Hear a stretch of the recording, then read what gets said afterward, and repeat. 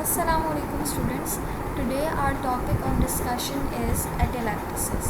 तो एटेलैक्टिसिस को आम ज़बान में लंग कोलैप्स भी कहा जाता है। इसका मतलब ये होता है कि आपके लंग्स के जो एल्वियोलाई हैं वो डिफ्लेट हो गए हैं, यानी कि उनमें इतना ज़्यादा एयर नहीं है, इतनी ज़्यादा वेंटिलेशन नहीं है। जैसे कि आप इस डायग्राम में देखें, so this is the normal alveoli which are inflated. इसमें बिल्कुल अच्छे तरीके से हवा भरी हुई है, जस्ट लाइक एक इन्फ्लेटेड बलून होता है, डिस्टेंडेड होता है। बट अगर एल्वियोलाई का कोलैप्स हो जाए किसी भी तरीके से, तो आपके कोलैप्स्ड एल्वियोलाई कुछ इस तरीके के दिखते हैं कि जैसे इनमें एयर नहीं है या एयर निकल गई है यहाँ से। सही है, तो इनकी वॉल्स आपस में मिल जाती हैं या फिर उनमें वेंटिलेशन नहीं हो रही होती, एयर इन एयर आउट नहीं हो रही होती, and the alveoli will collapse. सही है, और जब भी एल्वियोलाई आपके कोलैप्स होते हैं तो वेंटिलेशन में प्रॉब्लम आ जाता है। ऑब्वियसली अगर आपके एल्वियोलाई में हवा नहीं होगी, एयर नहीं होगी, तो आपके एल्वियोलाई कोलैप्स करेंगे, और अगर एयर नहीं आ रही होगी, फ्रेश ऑक्सीजन नहीं आ रही होगी, तो वो ब्लड यहाँ इसके अराउंड जो कैपिलरीज़ होंगी, उन ब्लड कैपिलरीज़ में इनफ ऑक्सीजन नहीं आएगी और गैसियस एक्सचेंज पॉसिबल नहीं होगा। तो atelectasis is the deflation of the alveoli, या फिर आपके एल्वियोलाई में इनफ एयर नहीं होती है। सही है, इसको आप कोलैप्स भी कह सकते हैं, लंग कोलैप्स, एल्वियोलर कोलैप्स। लेकिन नॉर्मली क्या होता है कि आपके लंग्स में जो है इलास्टिसिटी बहुत हाई होती है। व्हाट आई मीन टू से इज़ कि लंग्स हमेशा साइज़ में श्रिंक करना चाह रहे होते हैं, कि जैसे अगर मैं किसी का लंग बॉडी से बाहर निकालूँ, सही है, उसको सेपरेट कर दूँ और एयर में रख दूँ, एटमॉस्फेयर में रख दूँ, तो वो लंग जो है वो श्रिंक हो जाएगा अपने साइज़ में। ऐसा क्यों होता है? Because the lungs always want to shrink in size. इसमें इलास्टिसिटी बहुत ज़्यादा होती है, तो ये अपने साइज़ में श्रिंक करना शुरू कर देते हैं। लेकिन नॉर्मली आपकी बॉडी में ये थोरैसिक वॉल है, ये आपकी रिब्स हैं इन द ग्रे कलर, तो ये थोरैसिक वॉल और द रिब केज जो है वो पूरा लंग्स को अपने साथ चिपका कर रखता है, ठीक है, ताकि लंग्स जो हैं वो श्रिंक ना हो जाएं, वो आपकी थोरैसिक कैविटी, थोरैसिक केज के साथ अटैच होके रहें। और वो अटैचमेंट प्रोवाइड होती है आपके प्लूरास से, जैसे कि आपका विसरल प्लूरा, हाईलाइटेड,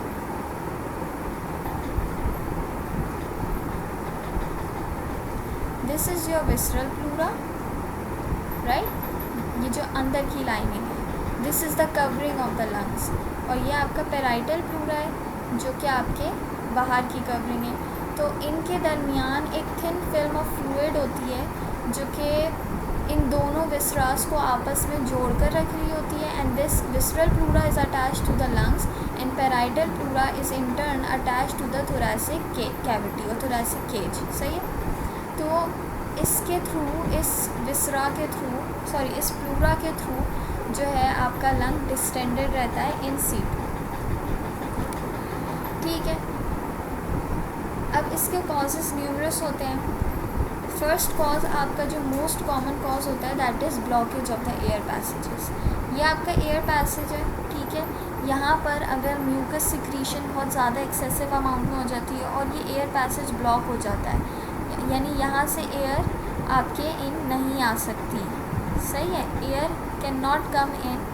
तो ये पैसेज अगर ब्लॉक हो जाएगा तो ये वाला जो एयर पैसेज है, it is supplying this particular bunch of alveoli, और अगर यहाँ पर एयर नहीं आएगी तो ये बंच इस तरह की तरह कोलैप्स हो जाएगा, and we don't want that. तो one of the major causes is blockage of the air passages. Make sure ये कंप्लीट ब्लॉकेज होता है, सही, पार्शियल ब्लॉकेज नहीं होता। अगर पार्शियल ब्लॉकेज होगा तो at least some amount of air will still be entering these alveoli, लेकिन अगर कम्प्लीटली आप इस एयर पैसेज को ब्लॉक कर देंगे किसी चीज़ से, मोस्ट प्रोबेबली वो म्यूकस हो सकता है, वो कोई फॉरेन पार्टिकल हो सकता है, तो अगर वो चीज़ ब्लॉक हो जाए तो फिर आपके एल्वियोलाई कोलैप्स कर सकते हैं, there is a high chance.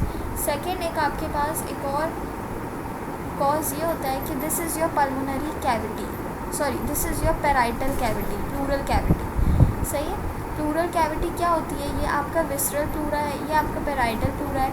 इन दोनों के बीच में जो कैविटी होती है that is known as the pleural cavity. और ये कैविटी नॉर्मली इसमें बहुत एक थिन फिल्म ऑफ लिक्विड होता है, थिन फिल्म ऑफ फ्लूइड होता है। तो ये आपको एक सिंगल लेयर की तरह दिखती है। This visceral and parietal pleura are seen as a single layer, सही। लेकिन ये सिंगल लेयर नहीं होती, ये डबल लेयर्स होती हैं, उनके बीच में एक थिन फिल्म ऑफ फ्लूइड होता है। लेकिन ये इतनी पतले, ये जो कैविटी है ये बिल्कुल नॉन एग्जिस्टेंशियल कहलाती है, क्योंकि ये कैविटी जो है ये बहुत पतली होती है, बहुत नैरो होती है, and it is not commonly seen. लेकिन हमने पढ़ा अभी कि these pluras they are attached to each other, and visceral pleura is adherent to the lung and the parietal pleura is adherent to the thoracic cavity, thoracic cage, and there is a slightly narrow pressure in the pleura। क्या मतलब है कि आपके lungs में जितना pressure होता है उससे थोड़ा सा कम प्रेशर जो है आपके प्लूरल कैविटी में होगा, सही है। प्लूरल कैविटी में यूजुअली -2 मिलीमीटर Hg का प्रेशर होता है, लेकिन -2 और इधर -5 मिलीमीटर Hg, -2 और -5 मिलीमीटर Hg का प्रेशर होता है। तो अगर आपके एल्वियोलाई में 0 मिलीमीटर Hg प्रेशर है तो दिस -2 और this -5 pressure will cause the lungs to remain expanded, to remain inflated। यानी ये नेगेटिव प्रेशर जो है ये प्रिवेंट कर रहा होता है of the lungs from collapsing, सही है। लेकिन अगर किसी भी तरीके से आपका इस प्लूरल कैविटी में पंक्चर हो जाता है, सही है, किसी भी तरीके से पंक्चर हो जाता है यानी होल क्रिएट हो जाता है, तो बाहर की हवा अंदर आ सकती है, और ऐसा सर्जरीज़ के दौरान हो सकता है। बिकॉज आपके सर्जरी के दौरान चेस्ट थोरैसिक कैविटी पूरी ओपन हुई होती है, चेस्ट ओपन हुआ होता है, तो there is a high chance कि अगर इस प्लूरा में कोई कट लग जाए तो बाहर की जो एटमॉस्फेरिक एयर है वो अंदर आ सकती है। और ये जो पतला स्पेस हम कह रहे थे कि बहुत पतला स्पेस है, फिर वो पतला स्पेस नहीं रहता, वो एक स्पेस बन जाता है, यानी कि इस पोटेंशियल स्पेस नहीं रहता, वो एक रियल स्पेस बन जाता है, सही है। जैसे आप उसमें देख सकते हैं, इस डायग्राम में देखिए, ये एक नॉर्मल लंग है, ये कोलैप्स्ड लंग है, क्योंकि इस कैविटी में ये जो प्लूरल स्पेस था यहाँ पर पतला सा दिस प्लूरल स्पेस, इस प्लूरल स्पेस में क्या आ गई है, एयर आ गई है। In case of any kind of thoracic surgery air आ गई है, जिसमें आपने अगर प्लूरल कैविटी को प्लूरा को पंक्चर किया, या फिर लैक्रेशन हुई हो, वहाँ की लैक्रेशन इज एक्चुअली पंक्चर और कट, या फिर आपके पास मल्टीपल रिब फ्रैक्चर्स होते हैं। See these are the ribs and these ribs are moving like that, right, इस तरीके से एंटीरियरली मूव कर रही हैं। लेकिन अगर इन रिब्स में फ्रैक्चर हो जाए, ये ब्रेक हो जाए और बहुत छोटे छोटे पार्टिकल्स में कन्वर्ट हो जाए, तो वो obviously this is a bone, और अगर किसी बोन के फ्रैक्चर की वजह से उसके शार्प पॉइंट्स जो हैं वो इस प्लूरल कैविटी पर लगेंगे, तो वो उस प्लूरा में पंक्चर हो जाएगा और अगेन सेम प्रोसेस रिपीट हो सकता है। सो अगर यहाँ पर इस स्पेस में एयर आ जाए बिकॉज ऑफ द पंक्चर, तो उसको आप कहते हैं न्यूमोथोरैक्स। अगर आपके पास कोई फ्लूइड आ जाए, वाटर आ जाए फॉर इंस्टेंस, या टिश्यू फ्लूइड एक्यूमुलेट हो जाए यहाँ पर आकर, that is known as hydrothorax. अगर आपके पास यहाँ पर किसी इंजरी की वजह से, फिज़िकल इंजरी की वजह से ब्लड आकर एक्यूमुलेट हो जाए, तो दैट इज़ कॉल्ड हीमोथोरैक्स, सही है। और अगर ब्लड और एयर आपस में साथ मिक्स हो जाए और यहाँ पर आ जाए, एक्यूमुलेट हो जाए, तो दैट इज़ नोन एज हीमोन्यूमोथोरैक्स, ठीक है, हीमोन्यूमोथोरैक्स। तो ये तमाम कॉजेज़ हो सकते हैं जिसकी वजह से आपका लंग कोलैप्स करता है। और mucus secretions can also plug the airway, foreign bodies can also plug the airway, सही है, उस ब्लॉक कर सकती हैं। And one of the most common causes है COPD, which are chronic obstructive pulmonary diseases, COPD,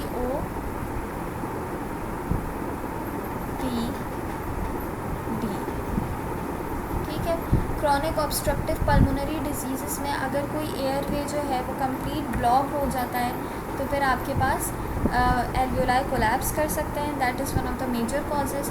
उसके अलावा आपके पास कोई भी लैक्रेशन वगैरह हो गई या पंक्चर हो गया थोरेसिक वॉल में, it can be because of the rib fractures, it can be because of pneumothorax, hydrothorax, hemothorax, hemopneumothorax, सही है, जिसमें आपके पास, जिसको आप कहते हैं प्लूरल इफ्यूजन। इफ्यूजन क्या होती है कि आपका ये जो प्लूरा है इसके अंदर फ्लूइड आकर एक्यूमुलेट हो गया है, और फ्लूइड आपके पास टिश्यू फ्लूइड भी हो सकता है, that will be hydrothorax, it can be blood जिसको आप हीमोथोरेक्स कह सकते हैं। तो प्लूरल इफ्यूजन से भी अगर यहाँ पर फ्लूइड आके एक्यूमुलेट हो जाएगा तो लंग कोलैप्स कर जाएगा। तो ये आपके तमाम कॉजेज़ थे।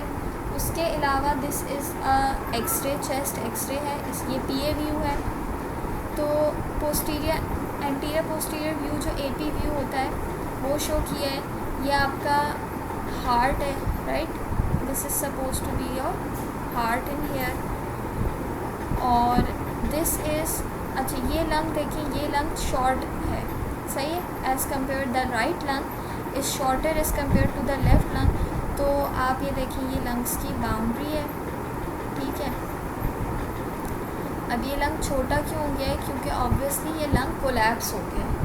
तो ये एक क्लासिकल साइन है लंग कोलैप्स का, जो कि आपको एक्सरे में बहुत एविडेंट हो जाता है, बहुत आराम से दिख जाता है, सही है, लेकिन इसका कॉज नहीं पता होता। आपको नहीं मालूम कि यहाँ पर प्लूरल कैविटी में या फिर फ्लूइड एक्यूमुलेट हुआ है, या आपको नहीं मालूम कि यहाँ के जो एल्वियोलाई हैं वो इस वजह से कोलैप्स कर रहे हैं because there is some kind of obstruction in the airway.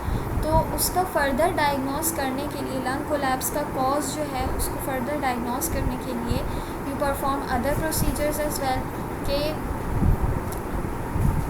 Procedures क्या हो सकते हैं कि आप इधर ब्रोंकोस्कोपी कर सकते हैं, यानी कि एक ब्रोंकोस्कोप आप अपने ट्रैकिया और ब्रोंकाई में डालते हैं, देयर इज़ अ कैमरा जिससे आप फोकस कर सकते हैं कि कौन से ब्रोंकाई या कौन से ब्रोंकियो, कौन से एयर पैसेजवे में ब्लॉकेज है, और उस ब्लॉकेज को अगर आपको वो दिख जाए ब्लॉकेज, तो आप फिर उसको रिमूव कर सकते हैं। तो ये एक कॉज है, और ये एक डायग्नोस्टिक प्रोसीजर है ब्रोंकोस्कोपी। और you can perform ultrasound, it can help tell the difference between the atelectasis and the pleural effusion, यानी कि एटेलेक्टिसिस जो है वो या फिर एयरवे के ऑब्स्ट्रक्शन से हुई है, या फिर because of the pleural effusion, यानी कि फ्लूइड एक्यूमुलेट हो चुका है, इस वजह से हुई है।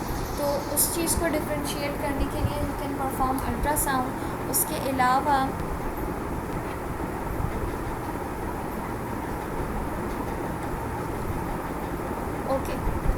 तो उसके अलावा व्हाट यू गॉट इज़ कि आपके पास ये थे डायग्नोस्टिक प्रोसीजर्स। सिम्टम्स क्या हो सकते हैं एटेलेक्टिसिस के, लंग कोलैप्स के, कि if there is some kind of obstruction in your alveoli, तो ऑब्वियसली आपको ब्रीदिंग डिफ़िकल्टी होगी और चेस्ट पेन होगा, especially if there is accumulation of some kind of fluid, सही है, ब्रीदिंग डिफ़िकल्टी होगी। यू कैन कफ, कफिंग क्यों होगी, क्योंकि if there is some kind of blockage in your if there is some kind of blockage in your airway, तो आपका जो कफ है वो उससे रिमूव करना चाहेगा उस ब्लॉकेज को, सही है। If this is your airway और यहाँ पर आपके कोई ऑब्स्ट्रक्शन हो गई है, तो कफिंग से वो उसको आउटवर्ड रिमूव करना चाहेगा, सही है।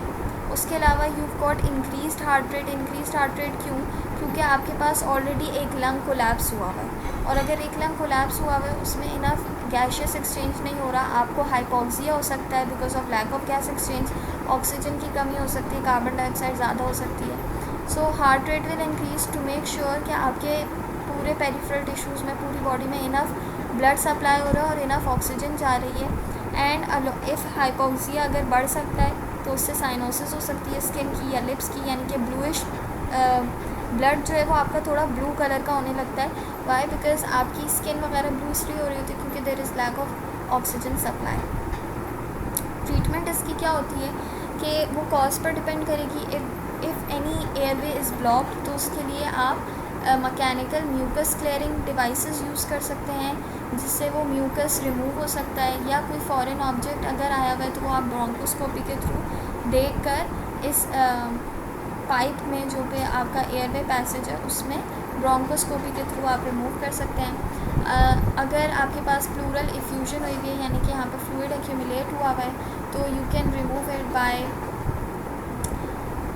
Taking that fluid out. अब वो सिरिंजेस वगैरह के ज़रिए या ट्यूब्स या कैथीटर्स के थ्रू आप उसको रिमूव कर सकते हैं फ्लूइड को, सही है। और एक्सरसाइजेस होती हैं, ब्रीदिंग एक्सरसाइजेस। इसके अलावा I think that's just it. और बस इतनी एक्सरसाइजेस वगैरह होती हैं, breathing exercises, bronchoscopy and mucus clearing devices. तो ये आपकी ट्रीटमेंट थी and that's all for today. Thank you. अगर आप लोगों को मेरी वीडियो अच्छी लगी हो, don't forget to subscribe, like and share my video. जज़ाकल्लाह एंड अल्लाह हाफ़िज़।